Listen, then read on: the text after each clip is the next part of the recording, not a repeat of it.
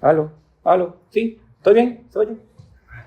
No estoy acostumbrado siempre a esta tecnología, me gustan más los de estos que son aquí puestos en el púlpito, pero bueno, tengo que acostumbrarme, es más sencillo. Bueno, como dijo Elías, siempre que venimos por acá a San Diego, es una oportunidad para nosotros para compartir y realmente creo que no tengo que decirlo. Es una iglesia muy querida para nosotros, es familia, no solamente por la obra de Cristo, gracias, a nivel universal de la iglesia, sino porque realmente ustedes son familia para nosotros y es un privilegio. Me gustaría que me acompañen entonces a la palabra de Dios, a Primera de Tesalonicenses, capítulo 5. Mi amor, me trae los anteojos, qué pena. Gracias.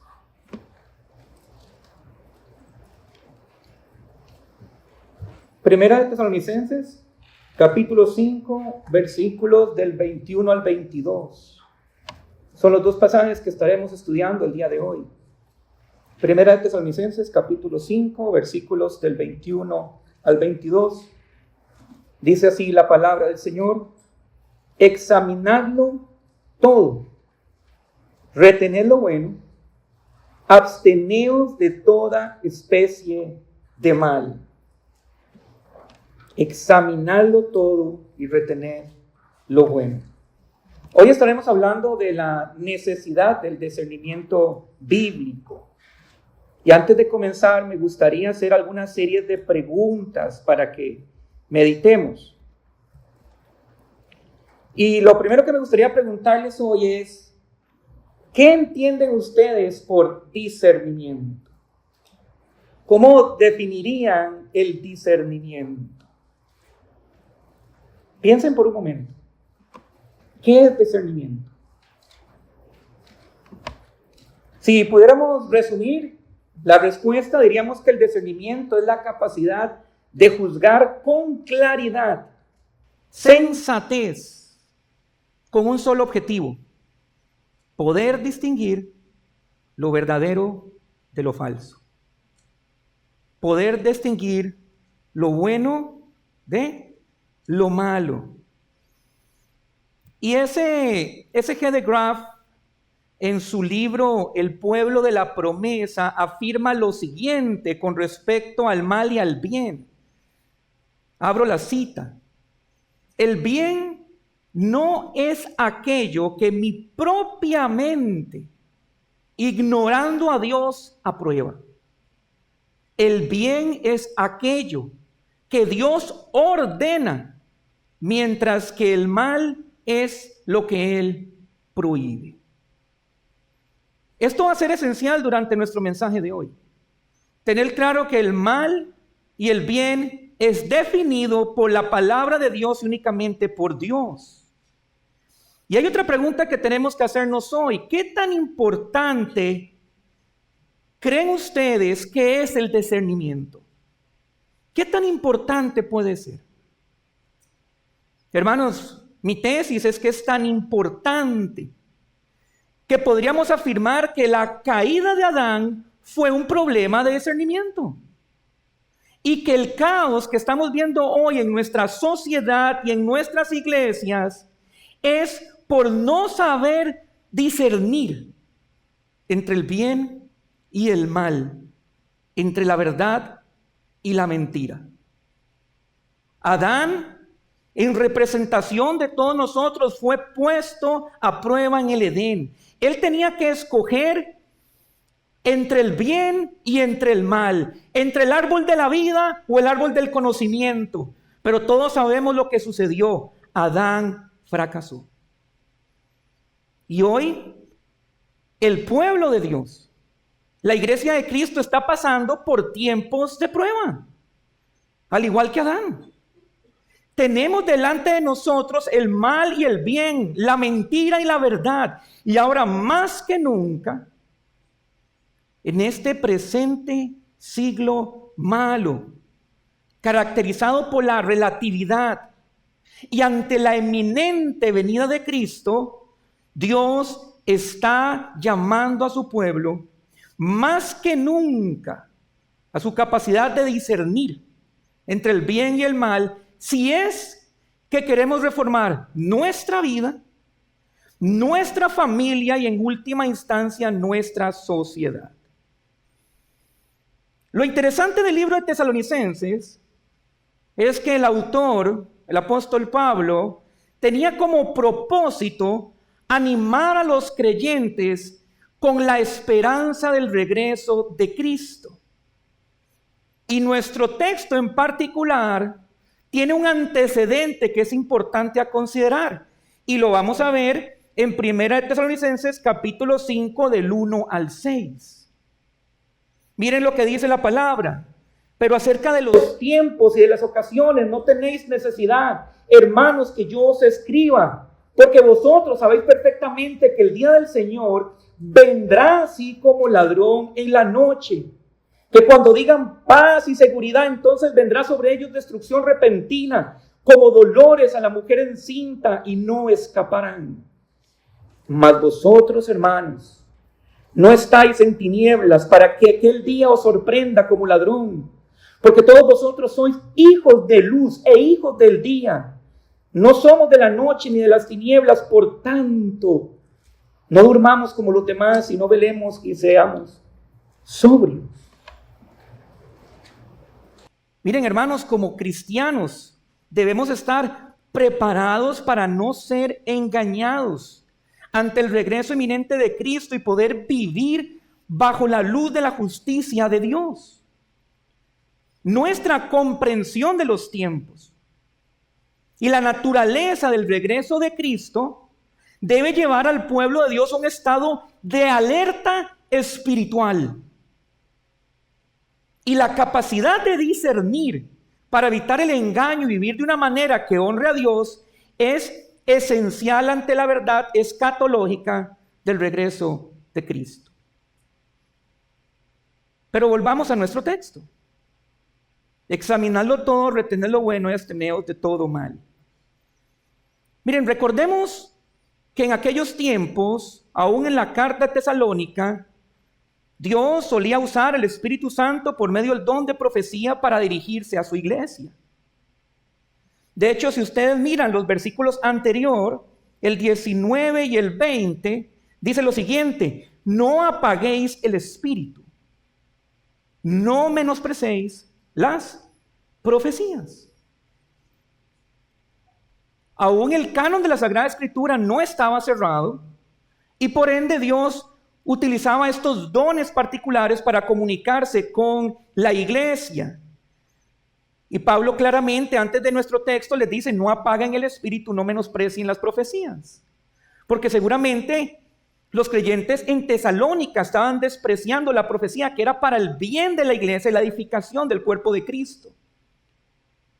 Sin embargo, como dicen los antiguos, donde Dios obra, Satanás siembra discordia. Y es muy probable que habían falsos profetas en la iglesia tesalónica. Y así que Pablo los exhorta a examinar lo que es verdadero y falso ante la realidad del regreso de nuestro Señor.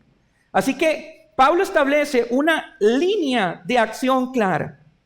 Y eso es lo que estaremos viendo primeramente en el versículo 21. El imperativo del discernimiento bíblico. El apóstol nos da una instrucción crucial en este pasaje. Él dice: examínenlo todo, retengan lo bueno. Miren, lo primero que tenemos que ver es que esto no es una sugerencia opcional como a muchos les gusta cuando se encuentran con imperativos en la Biblia. Amad a vuestras esposas como Cristo amó a la iglesia. Eso es un imperativo, no es una opción. Aquí también Pablo nos está dando un imperativo: examínenlo todo, no es opcional, especialmente ante el regreso de nuestro Señor, porque recordemos que ante la realidad del regreso de Cristo, Pablo escribió que en los postreros tiempos serán ¿qué? Peligrosos.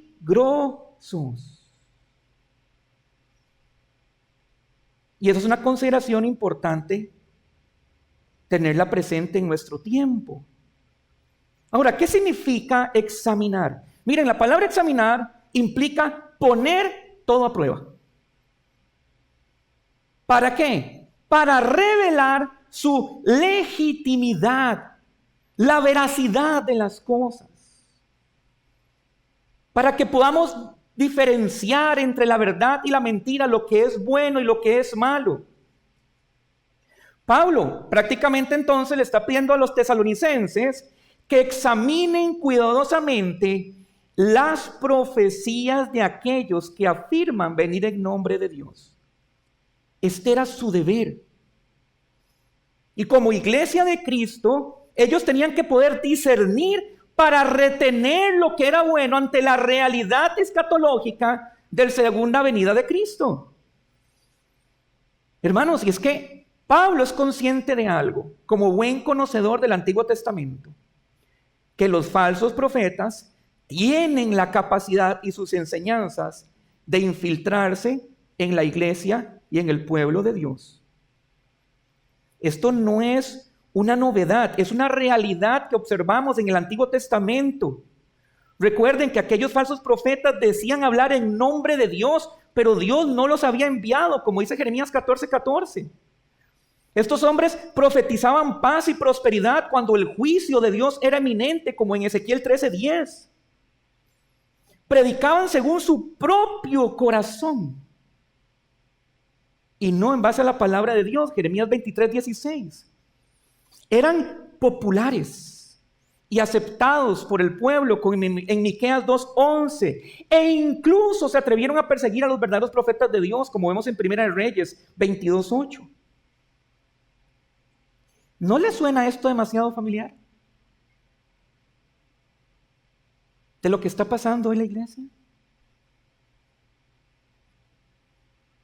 Lamentablemente, hermanos, la iglesia no solamente está siendo influenciada por estos falsos profetas, sino que también se ha dejado influenciar por los profetas secularistas, como la ideología de género, filosofías humanistas como el empoderamiento de la mujer, la igualdad de género, el consumismo materialista, la descentralización de la familia y el hedonismo del amor propio. Pensamientos que se oponen a la vida cristocéntrica que la Biblia propone. Ahora, si estamos entendiendo la relevancia de este mandamiento, debemos preguntarnos, pastor, ¿con qué vamos a examinar todo lo que oímos, vemos? No solamente en la iglesia, sino fuera de ella. Hermanos, y Dios es tan maravilloso que nos ha dejado su inerrante, suficiente, autoritativa, inspirada y eficaz ¿qué? Palabra de Dios. Todo aquel que diga hablar en el nombre de Dios, toda enseñanza, toda filosofía, toda noticia, todo pensamiento, toda ideología, incluso fuera de la iglesia, tiene que ser evaluado por las Sagradas Escrituras. ¿Por qué? Porque las Sagradas Escrituras son la voluntad revelada de Dios para su pueblo. Pero el pasaje no termina ahí con examinarlo. En la segunda parte del versículo dice, retengan lo bueno.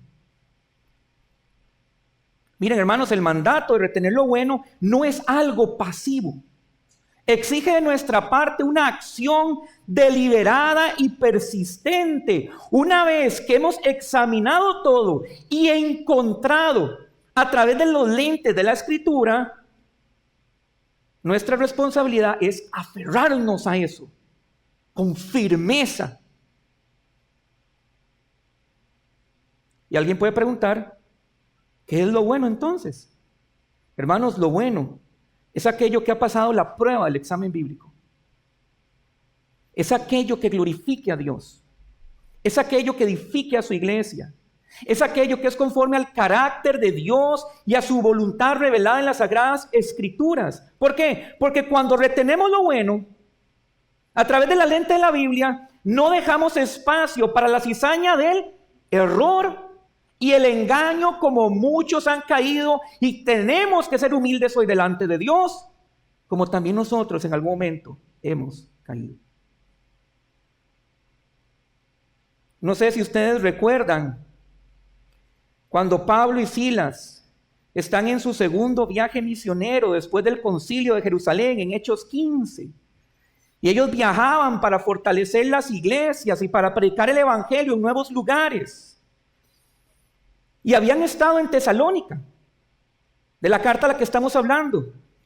Muchos creyeron cuando ellos estuvieron ahí, pero también enfrentaron una gran oposición judía, que causaron tales disturbios, tal persecución, que obligó que Pablo tuviera que salir prácticamente corriendo de Tesalónica.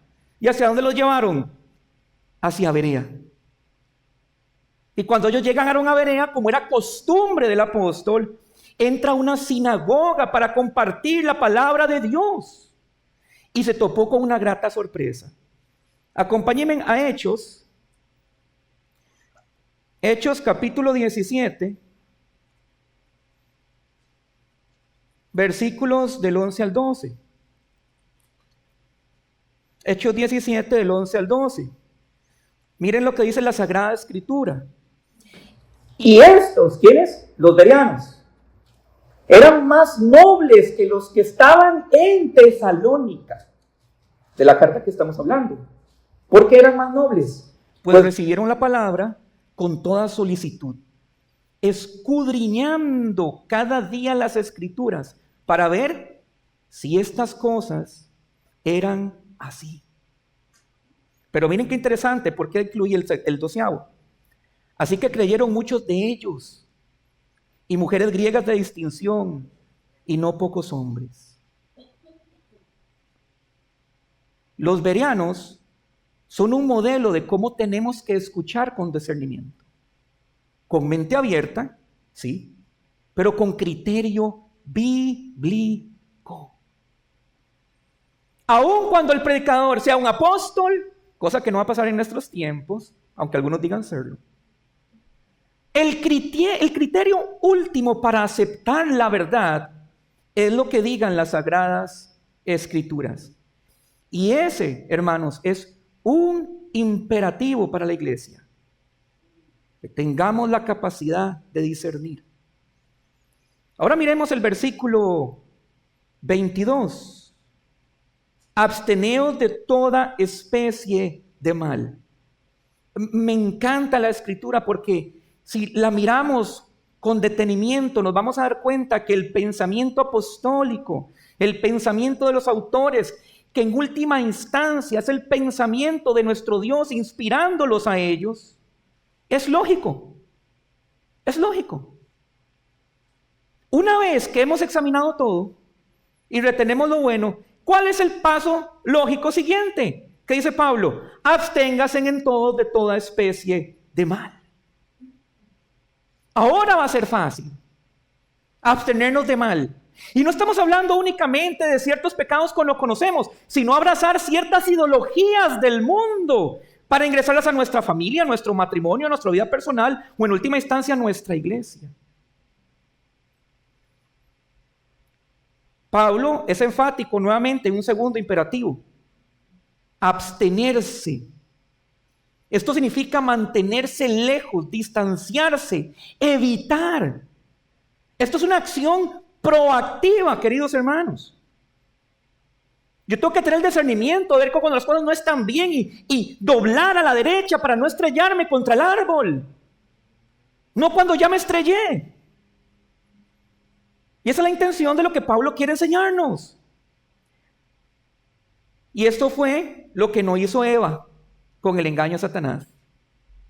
Y esto tampoco lo hizo Adán ante el consejo de Eva, quienes claramente desobedecieron a Dios y por eso todos caímos en Adán. Pablo en sus últimas indicaciones le dice a la iglesia de Tesalónica que se aleje de todo mal. Y para lograr esto, queridos hermanos, primero ellos deben ser capaces, al igual que nosotros, de discernir entre lo que está bien y lo que está mal. Si es que queremos vivir como hijos de la luz, como hijos del día ante el regreso de Cristo. Y este tema es esencial, hermanos. La importancia de entender los efectos naturales de la regeneración, no solamente las buenas obras, sino estamos hablando de la santificación. Aquí mismo, fíjense en 1 Tesalonicenses 4:7. ¿Qué dice 1 Tesalonicenses 4:7? Pues no os ha llamado Dios a inmundicia, sino a santificación. Miren lo que dice versículos antes, en el 3, ahí mismo en el capítulo 4. Pues la voluntad de Dios es vuestra santificación, que os apartéis de fornicación. La santificación es una característica esencial del pueblo de Dios. ¿Por qué? Porque nuestro Dios, nuestro Padre, nuestro Señor, nuestro Dios de pacto es un Dios santo. Y la Biblia dice, sed santos, como el Señor es santo. Pero sin discernimiento, queridos hermanos, no vamos a poder lograr ese cometido. Por eso el discernimiento bíblico es tan vital. Es una parte integral para nuestra vida de fe y para nuestra santificación.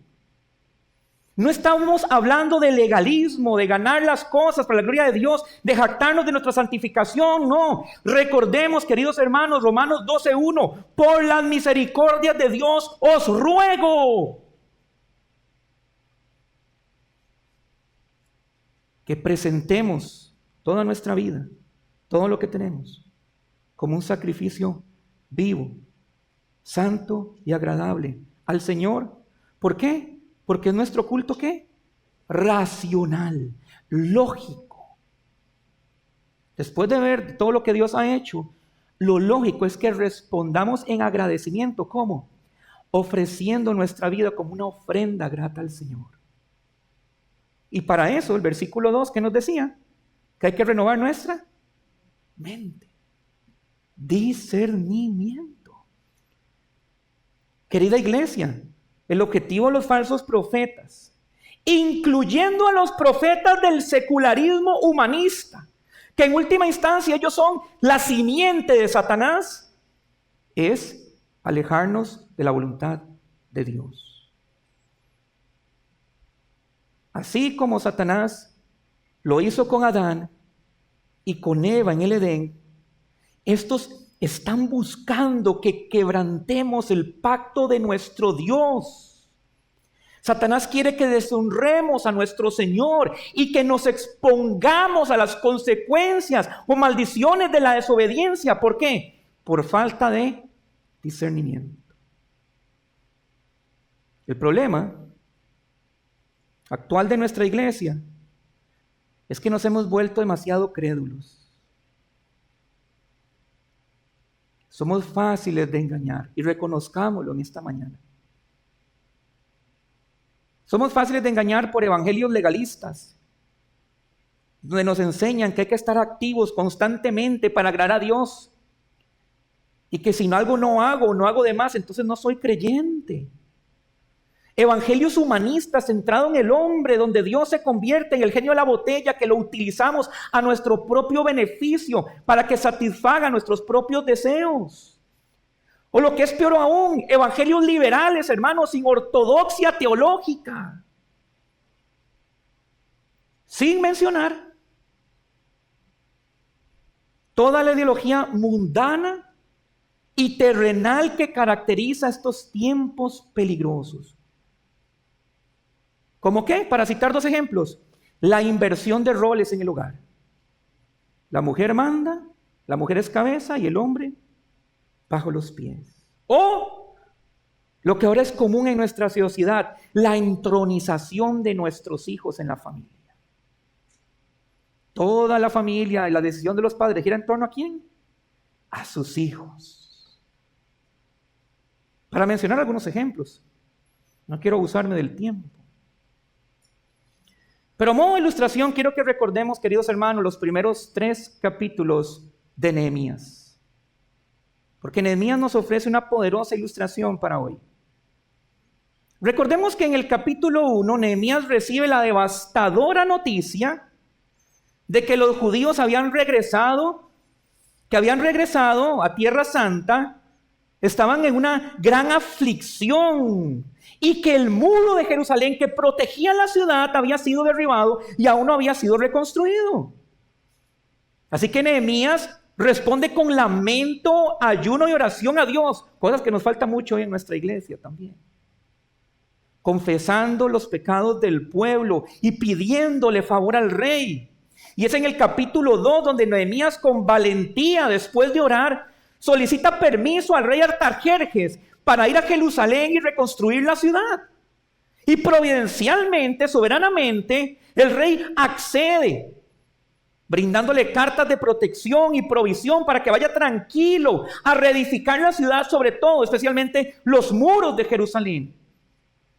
Cuando Nehemías llega, lo primero que hace es inspeccionar secretamente los muros caídos, para luego reunir al pueblo y motivarlos que los reconstruyan de nuevo para recuperar la gloria de la ciudad. Y finalmente en el capítulo 3, Nehemías organiza, miren qué interesante, el trabajo de levantar los muros de la ciudad por medio de las familias del pueblo. Así que comenzaron con la puerta de las ovejas para levantar ¿qué? La protección a su pueblo. Hermanos, iglesia, pueblo del Señor, necesitamos, como en los tiempos de Nehemías, levantar el muro de la sola escritura. Aprender a mirar el mundo con los lentes de Dios, con el fin de proteger nuestra familia, nuestras vidas y nuestra iglesia. Este muro de sola escritura se construye con los ladrillos de una predicación fiel de la palabra. Se construye con el estudio personal y familiar, hermanos, queridos varones. Ustedes son sacerdotes de su hogar, al igual que mi persona. Y debamos enseñar la palabra en nuestros hogares a nuestros hijos y aprender a rechazar toda enseñanza cuestionable que atente contra la verdad revelada de Dios. Hermanos, si tomáramos nuestra vida, nuestro matrimonio, nuestra familia o nuestra iglesia y la pasáramos por el tamiz de las Sagradas Escrituras, ¿pasaríamos la prueba?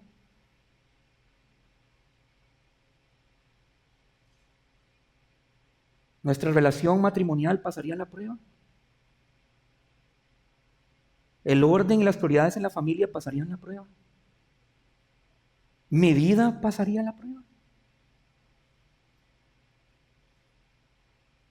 Hermanos, si no tenemos discernimiento, ¿cómo podremos entonces construir vidas piadosas? ¿Cómo podremos tener familias centradas en Cristo? Y sobre todo, como le dijo Pablo a Timoteo, iglesias que sean pilar y baluarte de la verdad para nuestra sociedad y un mundo caído. La iglesia no son estas 4 paredes. Hay necesidad fuera de estas 4 paredes.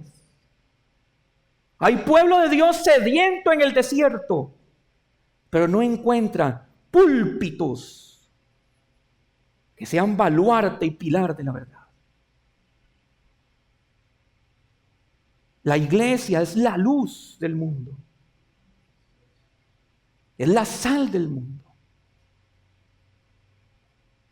Y por eso es tan importante que aprendamos a pararnos sobre la roca sólida de la palabra de Dios y no sobre las arenas movedizas de filosofías humanistas y doctrinas demoníacas. Para terminar, en el comienzo de la vida, Adán, como cabeza de la humanidad, cayó por falta de discernimiento. ¿Y saben qué fue lo peor de todo? Nos arrastró a todos con él.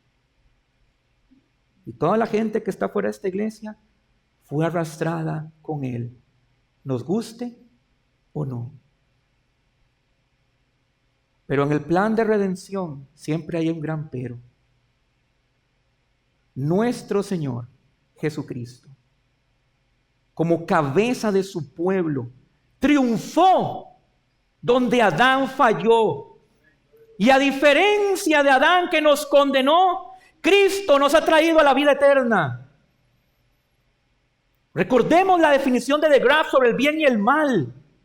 Y vuelvo a repetir la cita. El bien no es aquello que mi propia mente, ignorando a Dios, apruebe. El bien es aquello que Dios ordena, mientras que el mal es todo lo que Él prohíbe. Hermanos, esto es precisamente a lo que se refería nuestro Señor Jesucristo cuando Él dijo: no he venido a hacer mi voluntad, sino la voluntad del que me ha enviado, mi Padre. Nuestro Señor Jesús, como intermediario del eterno pacto de gracia, a través de su discernimiento y obediencia, fueron las claves para nuestra redención. Incluso hoy, hermanos, si estamos fallando en nuestra casa, en nuestro matrimonio, con nuestros hijos, en la iglesia, en mi vida personal, en el trabajo, gracias a la obra consumada de Cristo, podemos acudir ante el trono de la gracia para el perdón de nuestros pecados y no ser descartados de esta relación pactual con nuestro Señor. Sin embargo, queridos hermanos, esto no nos justifica delante de Dios para carecer del discernimiento bíblico y cosechar las consecuencias de nuestras malas decisiones. Tenemos la palabra profética más segura en nuestras manos.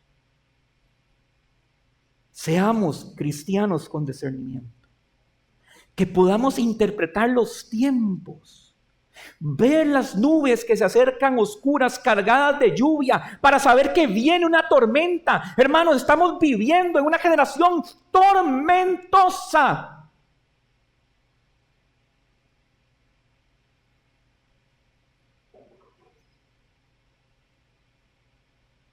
Aprendamos a retener lo bueno y a desechar lo malo.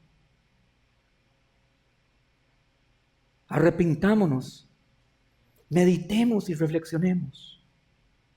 Y hagámoslo solamente con un objetivo en mente: la gloria y la honra de nuestro Señor Jesucristo, aquel que nos rescató sin condición alguna, ni requerimiento, a pesar de nuestra falta de discernimiento. Hagámoslo también por temor ante nuestro santo Dios, inmutable, que no cambia y sigue siendo terrible en obras, y por el bien del testimonio de la iglesia de Jesucristo. Hermanos, para el cristiano, el discernimiento no es una opción, es un imperativo, y que Dios nos ayude. Amén. Señor, queremos darte gracias por la palabra que hoy nos has traído a nuestros corazones, a la iglesia y a cada familia aquí representada. Te pedimos perdón porque hemos comprado la mentira de Satanás con mucha facilidad. Tal vez no en la iglesia, pero tal vez sí en nuestras vidas. Tal vez en nuestra familia, en nuestro matrimonio o en nuestra relación con nuestros hijos. Amado Dios de pacto, venimos delante de ti pidiéndote perdón por nuestra falta de discernimiento,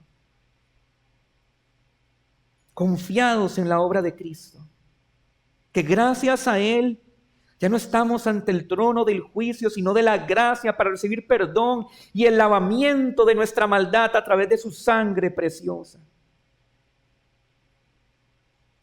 Ayúdanos a ser baluarte y pilar de la verdad, no solo como iglesia,